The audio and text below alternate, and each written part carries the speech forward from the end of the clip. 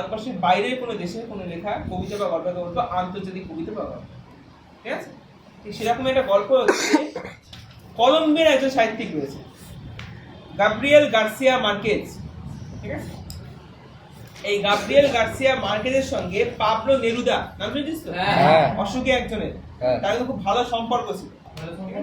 মানে পাবলো নেরুদার যত বড় বড় কবিতা কাব্যগ্রন্থগুলো ইনি কিন্তু সবার আগে মানে বিদেশের সঙ্গে মধুসূদনের যে সম্পর্ক মার্কেজের সঙ্গে পাবলো নেরুদার সঙ্গে সম্পর্ক।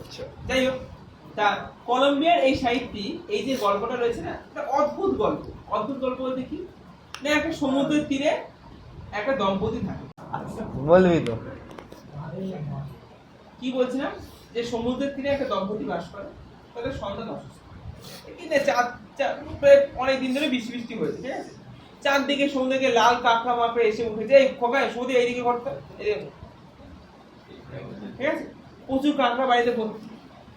এবার চারদিকে একটা বিদ্যুৎ গন্ধ, এই স্বামী স্ত্রী ভাবনা হয়তো এই কাঁকড়ার জন্য হয়তো তাদের সন্তানের জ্বর সারছে না, অসুখ সারছে না, তখন কাঁকড়াগুলোকে ওই সমুদ্রের তীরে ফিরে আসতে পারে, বাড়ি থেকে সব পরিষ্কার করে। এবার বাড়িতে ফেরার পথে দেখছে তাদের বাড়ির একটা কোণের মধ্যে একটা ডানাওয়ালা বুড়ো মুখ বুজে পড়ে রয়েছে। প্রথমে বুঝতে পারে ডানাওয়ালা বুড়ো নাকি, দেখছে এটাকে মুখ বুজে ছটফট ছটফট করছে। তারপর ও তো ভয় পেয়ে যায়, তখন সে তার স্ত্রীকে ডাকে। তো একসঙ্গে তখন আলো ঠালো মেরে দেখছে একটা ডানাওয়ালা বুড়ো, যে ডানাতে কিচ্ছু নেই, পাতলা মাংলা সব খসে খসে পড়ে গেছে, সে একটা বুড়ো ছটফট ছটফট করছে। এটা আবার কে? পরের দিন সকালবেলা ওরা কি করছে, মুরগির খাঁচা ছিল, খাঁচার মধ্যে বুড়োকে পুড়ে রেখেছে। এবার হ্যাঁ, মুরগির বড় খাঁচা, ওর খাঁচার মধ্যে পুড়ে রেখেছে। এবার কোনো একটা তোদের এলাকায় ধর কোনো ডানাওয়ালা এরকম বুড়ো যদি চলে আসে, সকালবেলা যখন জানানি হবে, লোকজন কি করবে? বাচ্চা কাচ্চা সবাই ছুটে আসবে। এখন বাচ্চারা সবাই ছুটে এসে কেউ ঢিল ছুটছে, কেউ খাবার ছুটছে। হ্যাঁ, কাটনের মধ্যে, ঠিক আছে? তা বাস্তবে দেখবি নাকি এরকম দেখতে কল্পনার জন্য এরকম মনে হবে দেখ, কল্পনা হয়েছিল বলে কিন্তু সায়েন্স এসেছিল। কারণ মানুষ আগে ভেবেছিল রক আকাশে উঠতে পারে, তারপর মানুষ কি সেটাকে প্লেন বানিয়ে দেখিয়েছে। কল্পনা না করলে সায়েন্স আসে না।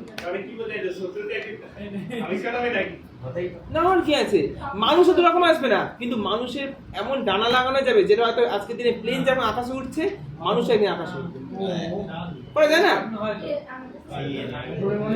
আর বেশি দিন না, আমরা আশা করছি বেঁচে দেখতে পারবো।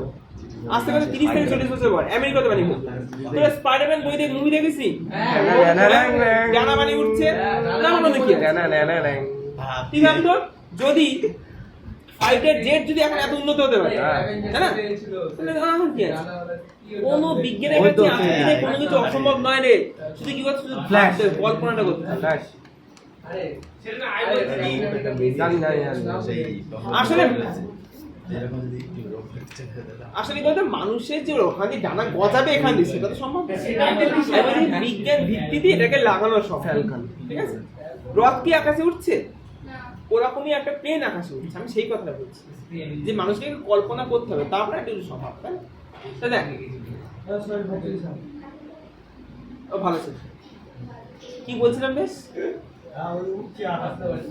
এর মধ্যে না আমি অয়নের অনেক ছাপ দেখতে পাই। কার মধ্যে? আমাদের অয়ন পড়ে, ওর নামই তো অয়ন, ডাক নাম। ওর ডাক নাম কেন বলতো? অয়ন ঠিক মানে ও এই যেরকম হাসছে মাঝে মাঝে চুপচাপ থাকে না, অয়ন ঠিক এরকম ছিল। কিন্তু পাঠ্যটা কি বলতো? অসময়। ও তো সবুজে পূর্ণা। না না, ও লাস্টের দিক থেকে, লাস্টের দিক থেকে একটু বিপরীত। কখন দেখবি ওই যে আসার সময় তো সেম 19-20 का তখন হচ্ছে এই চল কি করে বসো তোরা রাখো।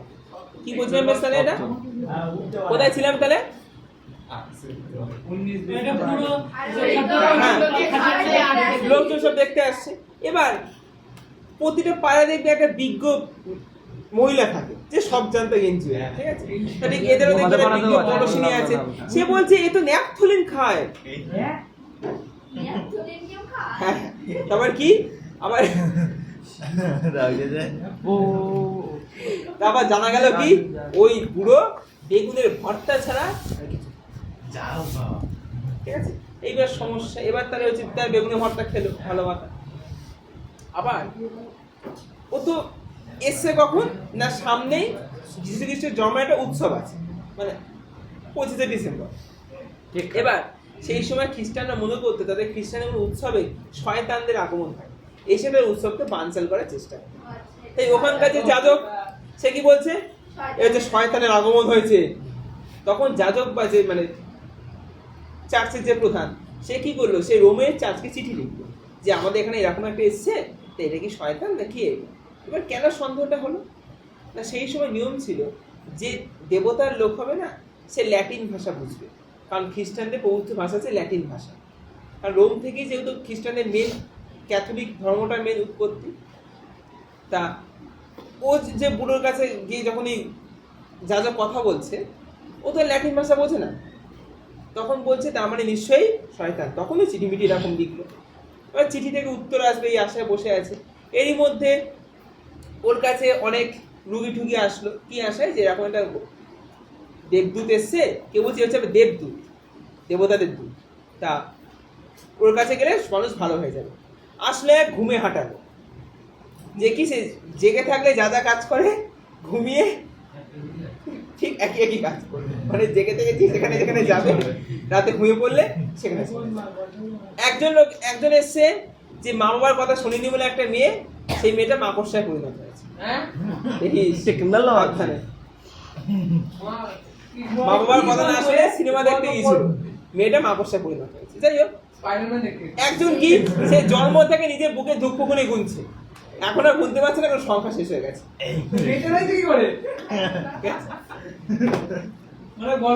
আর একজন রাত্রে ঘুমোয় কিন্তু তারার আওয়াজে ঘুম আসে না,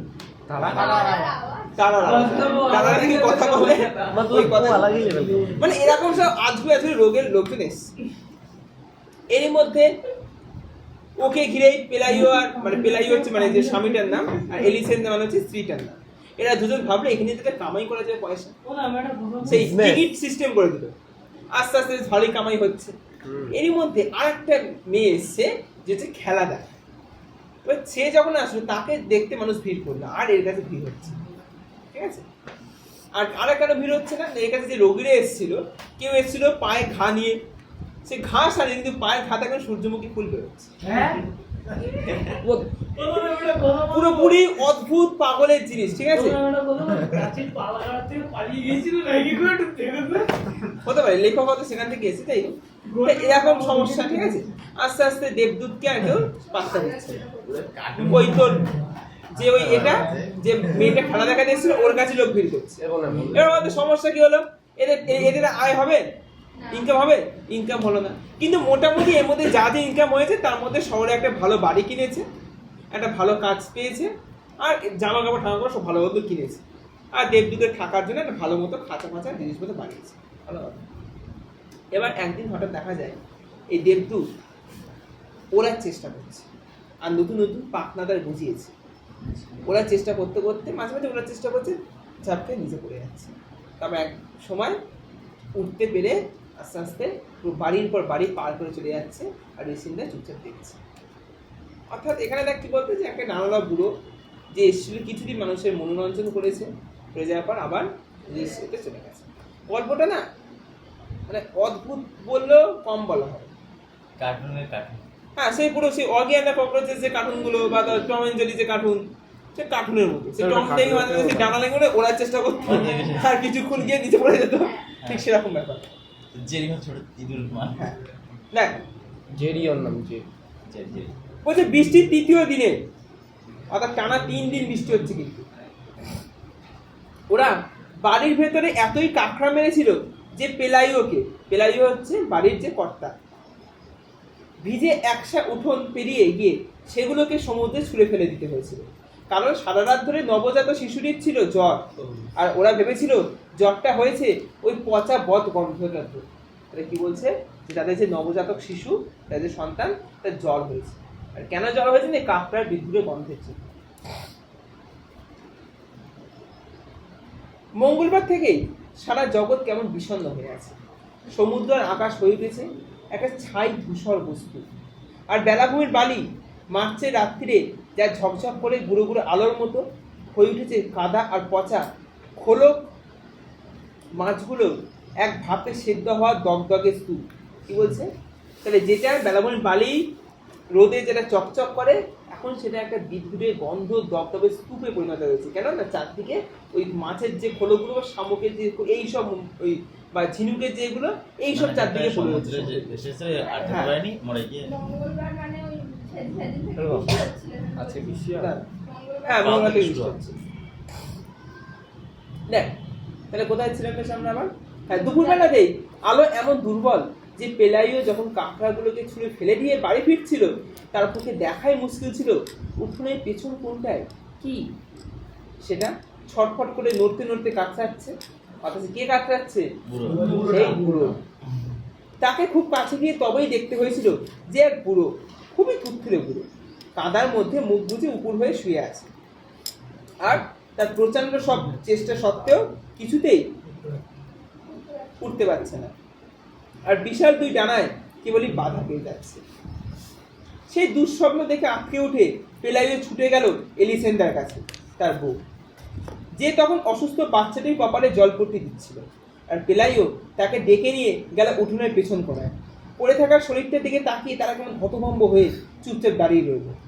বুড়োর পরনে ন্যাকড়া কুনুনির পোশাক। এই ন্যাকড়া কুনুনি বলতে মানে হতদরিদ্র যারা, ঠিক ওই ন্যাকড়ার মতো যেরকম পোশাক, ন্যাকড়া হয়ে গেলে কি ওই যে মানে পাগলের যেরকম পোশাক পরে থাকে না, ঠিক ওরকম পোশাক। তার টাক পড়া চকচকে মাথাটায় কয়েকটা মতো বিবর্ণ চুল রয়েছে, ফোগলা মুখটায় খুবই কম দাঁত। আর এককালে যদি বা তার কোনো জাঁকজমক থেকেও থাকতো, এখন এই ঝোড়ো কাকের প্রপিতামহের করুণ দশা সেই জাঁকজমক একবারে উধাও করে দিয়েছে। তাহলে কিসের সঙ্গে তুলনা করলে? কে? ঝোড়ো কাকের প্রপিতামহ, মানে একটা বুড়ো কাকের সঙ্গে তুলনা করছিস। বুড়ো কাকে ডানা ফানা কিছু থাকে? বুড়ো কাকের অবস্থা তো খারাপ, পালক মালক খসে পড়ে যায়, কিরকম দেখতে মানে পুরো বিদ্যুটে লাগে, সেরকম অবস্থা হচ্ছে। দেখো তার অধিকারী শিকারী পাখির ডানা, নোংরা, অর্ধেকটাই পালক খসা, চিরকালের মতো কাঁদায় জট পাখি গিয়েছে। ওরা তার দিকে এতক্ষণ ধরে খুব কাছ থেকে হাঁ করে তাকিয়েছিল যে পেলাইও আর এলিসেন্ডা খানিক বাদেই তাদের প্রথম চমকটা জয় করে দিল। বরং শেষটায় এক বেশ চেনা চেনাই ঠেকল। তখনই সাহস করে তার সঙ্গে কথা কইবার একটা চেষ্টা করলে তারা, আর উত্তরে যে সে খালাসিদের যেমন গলা ফাটিয়ে কথা বলার অভ্যেস থাকে, তেমনি রিনরিনে গলায় কি এক দুর্বোধ্য গুলিতে জবাব দিল। অর্থাৎ একটু সাহস করে কথা বলতে হবে। আর তখনই এ কি করছে আমাদের এই বুড়ো এমন একটা ভাষায় উত্তর দিয়েছে কিছুই বুঝতে পারছে। বলছে খালাসিরা কি করে?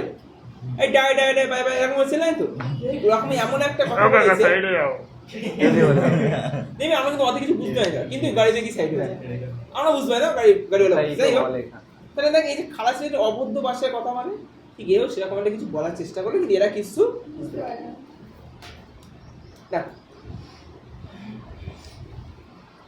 ওই কারণেই ওরা ডানা দুটো ঝামেলা ঝামেলাকে বেমালুম কোনো পাত্তা না দিয়েই বেশ বুদ্ধিধারীদের মতোই এই সিদ্ধান্তে পৌঁছালো যে সে নিশ্চয়ই তুফানে উল্টে যাওয়া কোনো ভিনদেশি জাহাজে নিঃসঙ্গ ভরাডুবি নাবিক।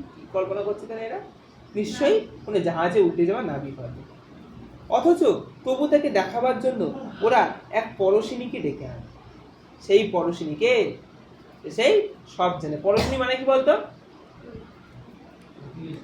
প্রতিবেশী। সে আবার জীবন মৃত্যুর সব গলি গুজরি হদিস রাখে। কি বলছে? সেই পরশিনী কি জীবন মৃত্যু সবকিছুর হদিস রাখে, মানে সবকিছুই সে জানে, কেন মানুষ জন্মায়, মানে এক কথায় সর্বোচ্চ জ্ঞানী ব্যক্তি, জ্ঞানী নামে। আর তার দিকে শুধু একবার তাকিয়েই সেই পরশিনী ওদের বোঝাতে দেরি হলো না যে ওরা মস্ত ভুল করেছে। এই যে এক দেবদূত, পরশিনী তাদের বললে কি বলছে? এটা হচ্ছে একটা দেবদূত, নিশ্চয়ই বাচ্চাকে নিয়ে যেতে আসছিল। কিন্তু বেচারা এমনই বুড়ো হাবড়া যে মুষল বৃষ্টি তাকে একেবারে পেরে ফেলেছে। কি বলছে? হচ্ছে দেবদূত, মানে যমরাজের দূত, এই নিশ্চয়ই ওই বাচ্চাটাকে নিতে এসেছিল। বাচ্চাকে জ্বর নিতে এসেছিল, মানে ওর মৃত্যু হয়ে যাবে। আর বেচারা এমনই বুড়ো বৃষ্টিতে নিচে পড়ে গেছে। মানে ভাব, যমরাজ আসছিল রথে করে নিতে আসবে, মানুষকে তুলতে আসছে, এতে নিজেই বৃষ্টি উল্টে পড়ে গেছে, টানা নিয়ে এসছে।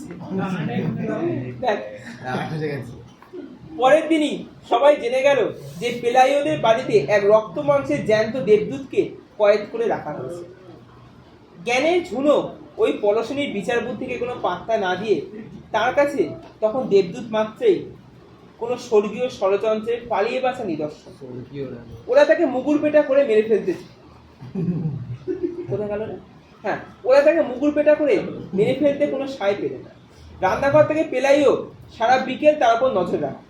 তাদের পালের খাটো মুগুরটায় সে সশস্ত্র। অর্থাৎ পেলাই শ্বশুর কি করছে, একটা মুগুর হাতে নিয়ে দাঁড়িয়ে আছে, যদিও কোনো এদিক ওদিক কাজ করে এক দেবে মুগুরের হাতে।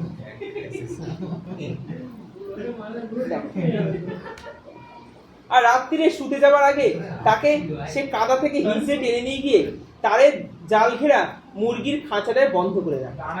ওটাকে জাপান বইটা রাখা দেবে। আর এক পা বন্ধ। এই যে এই দেখ,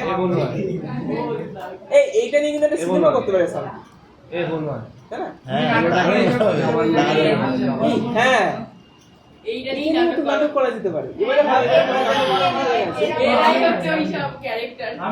একটু যদি খারাপ বলেনি কিন্তু এটা নিয়ে নাটক করা যেতে পারে। এই বান্টুকে নানা কাটা বুড়ো করবে। কেমন লাগবে? আর পুষ্পেন্দু হচ্ছে যাদব।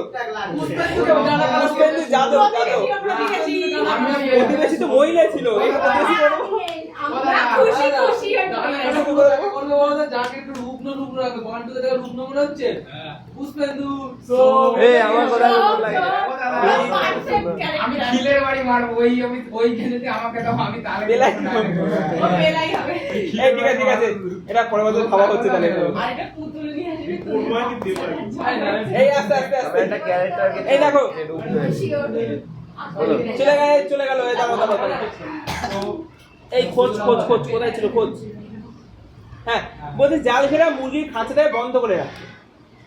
মাঝরাত্রিরে বৃষ্টি যখন ধরে এলো, পেলাইও আর এলিসেন্ডা তখনই একটা পর একটা কাঁকড়া মারছে। একটু বাদেই বাচ্চাটাও জেগে উঠলো। মস্ত এক খাই খাইনি, তার গায়ে আর জ্বর নেই। তখন ওরা একটু দরাজদির হয়ে উঠল। ঠিক করলে যে এই দেবদূতকে ওরা 3 দিনের উপযোগী টাটকা জল আর খাবার দাবার দিয়ে একটা ভেলায় করে বারদরিয়ায় তার নিয়তির কাছে ছেড়ে দিয়ে আসবে। এই বারদরিয়া মানে কি? মাছ সমুদ্র, মানে দূর সমুদ্রকে ছেড়ে দিয়ে আসবে। কি বললো তাহলে? এই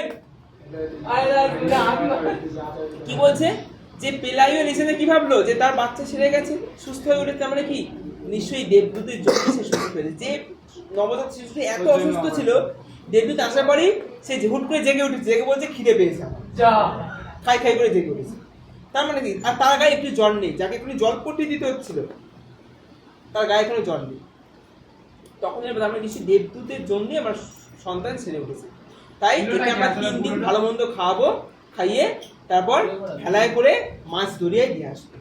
সেখানে ও নিয়তির কাছে বাজে বাজে হ্যাঁ, সেটাই তো গল্পেতে বলেনি, বলেছে লাস্টে উড়ে পালিয়ে যাবে।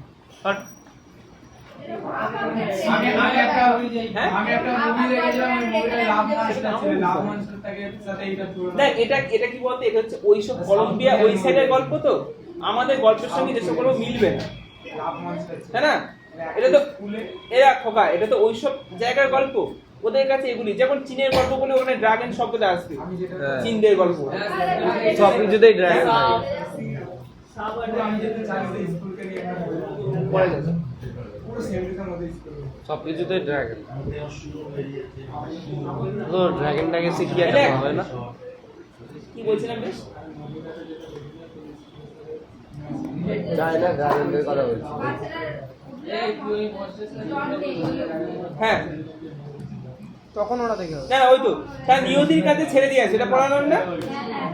কিন্তু উষার প্রথম আলো ফোটবা মাত্র যখন ওরা উঠোনে গিয়ে হাজির হলো, ওরা দেখতে পেল পুরো পাড়াটাই মুরগির খাঁচার সামনে দাঁড়িয়ে দেবদূতকে নিয়ে মজা করছে, রঙ্গ তামাশা করছে। কারোর মধ্যে কোনো সম্ভ্রম বোধ নেই। তারের মধ্যে দিয়ে তাকে ছুঁড়ে ছুঁড়ে দিচ্ছে খাবার, যেন সে আদপেই কোনো অতি প্রাকৃতিক জীব নয়, বরং যেন এক সার্কাসের জন্য। অর্থাৎ তাকে নিয়ে খেলা করছে। কারো বলতে কিছু চ্যাংড়া ছেলে পিলে খেলা করছে, এইসব এই গিয়েছিল বান্টু বান্টু গিয়েছিল। সকাল 7টার আগেই 5 গোনসাগা এসে হাজির। এই 5 গোনসাগাকে ওই পুষ্পেন্দুর মতো সেই যাদব, ঠিক আছে? যাদব মারা রূপম যেমন আছে। আর রূপমকে আলাদা কিছু করবো না, আরে মুভির এপিসোড আছে এখনো অনেক পার্ট আছে না। মুভির পার্টগুলো ঠিক আছে, এই দেখো বলছে পাদ্রে গোনসাগা। এই পাদ্রে মানে কি বলতো, যারা খ্রিস্টানদের যারা ধর্মকে এগিয়ে নিয়ে যায় না, তাদেরকে পাদ্রে বলা হয়। বলছে পাদ্রে গোনসাগা। কি বাঁধে পাদ্রেটা হচ্ছে তো উপাধি, আর গোনসাগাটা হচ্ছে না। কি বলে অন্য কিছু হয়েছে। খ্রিস্টানকে অপমান করছে कैसे कैसे लोग रहते এই দেখ, हैं यार আসতে চলে আবার কোথায় গেল? হ্যাঁ, বলছে পাদ্রে গোনসাগা এসে হাজির। এই অদ্ভুত খবর বেশ শঙ্কিত হয়ে হন্তদন্ত মানে কি বলতো, তাড়াহুড়ো করে তিনি ছুটে এসেছেন। ততক্ষণে ভোরবেলাকার দর্শকদের মতো অত রংবাজ নয় এমন দর্শক এসে হাজির হয়েছে। অত ভোরবেলা দর্শক কি হচ্ছে? রংবাজ মানে এসে কি আচ্ছা কাকা ছুড়ে দিচ্ছে। ওরি বাচ্চা পা কিন্তু এখন একটু ভদ্র সভ্য দর্শক রয়েছে। মানে এখন নেতা গোতারা দেখা সকালবেলা পাবলিক লেগেছে দেখ, যারা সকালবেলা আর তারা বন্দির ভবিষ্যৎ নিয়ে নানা রকম জল্পনা কল্পনা করতে শুরু করে দিয়েছে। তাদের মধ্যে সবচেয়ে সরল লোকটা ভেবে ফেলেছে যে একে সারা জগতের পুরোপিতা নাম দেওয়া উচিত। এটা সারা জগতের পুরোপিতা। পুরোপিতা মানে হচ্ছে নগরের পিতা, পুর মানে হচ্ছে নগর। দাদু দাদু দেওয়া উচিত ছিল। ও সেই পুরোপিতা না, পুরো পিতা না, পুরো দাদু। দেখো অপেক্ষাকৃত কঠিন, এবার রগটা দেখ, অপেক্ষাকৃত কঠিন হৃদয়ের লোকেদের মনে হলো একে এক 5 তারা সেনাপতির পদে উন্নীত, 5টা সেনাপতি, 5টা স্টার আছে, এরকম 5 সেনাপতি star। পদে দেয়া, যাতে সে সব যুদ্ধই জিতিয়ে দিতে পারে। অর্থাৎ কি ভাবছে, এতে ডানা আছে, উঠতে পারবে, ভালো যোদ্ধা হতে পারবে, একে 5 তারা সেনাপতি করে দাও, একে সেনাবাহিনীতে ভর্তি করে দাও, আমাদের সব যুদ্ধ এই জিতবে। হ্যাঁ, এটা হচ্ছে কঠিন হৃদয়ের লোক, মানে যে একটু শক্ত হৃদয় যায়। যে বৃষ্টিতে খেলাতে পড়ে যাচ্ছে তাই তো, দেখ বৃষ্টির ধার তার পড়ে গেল কিছু পুরোটা। দূরদর্শী মনে হলো এখানে শোন একটু, এই মিডিলে না এ করে দিস তো, তোরা গল্পের মজাটা নিতে জানিস না। এখানে দেখ, বলতে কিছু দূরদর্শী মনে হলো তাকে দিয়ে যদি পৃথিবীর কোনো ডানাওয়ালা জাতির জন্ম দেওয়ানো যায়, তবে সেই জাতি হবে জ্ঞানে গুণে সবার সেরা, আর তারাই যখন বিশ্ব ব্রহ্মাণ্ডের দায়িত্ব নিয়ে নেবে। মানে বয়সটা মনে হয় দেখেনি। আর বলতে হবে না, পুরোটা ভুল করে আমি ল্যান্ড করেছি এটা বেশি খেয়ে ফেলেছে এরা। কিন্তু পাদ্রে গোনসাগা, থামো, পাদ্রে গোনসাগা যাজক হবার আগে ছিলেন এক হট্টা কাট্টা কাঠুরে। তারাই বেড়ার পাশে দাঁড়িয়ে তিনি মুহূর্তে জেরা করবার জন্য প্রশ্ন তোলে সব ভেবে নিতেন, আর ওদের বললেন দরজাটা খুলে দিতে, যাতে ভেতরে গিয়ে কাছে থেকে তিনি এই হতশ্রী করুণ লোকটাকে দেখে নিতে পারেন, যাকে তখন ভেবা চাকা খাওয়া মন্ত্রমুগ্ধ মুরগির ছানাগুলোর মধ্যে এক অতিকায় জরাজীর্ণ মুরগির মতো দেখাচ্ছিল। সে শুয়ে আছে এক কোনায়, খোলা ডানাগুলো সে শুকোচ্ছে রোদ্দুরে, চারপাশে ছড়িয়ে আছে ফলের খোসা আর ছোট হাজুরির উচ্ছিষ্ট। ভোর ভোর ওঠা, ছোট হাজির মানে ছোট হাসি মানে হচ্ছে কিছু খাবার খাওয়ার পর যেটা ফেলে রাখে। ভোর ভোর ওঠা দর্শকরা এসে সেসব তাকে ছুড়ে দিয়েছে। পাদ্রে গোনসাগা যখন মুরগির খাঁচার মধ্যে ঢুকে পড়ে, তাকে লাতিনে সুপ্রভাত জানান। লাতিনে কেন জানালেন? কি বললাম, খ্রিস্টানের মেন ভাষা কি? লাতিন। আমাদের যেমন হিন্দুদের সংস্কৃত, ওদের লাতিন।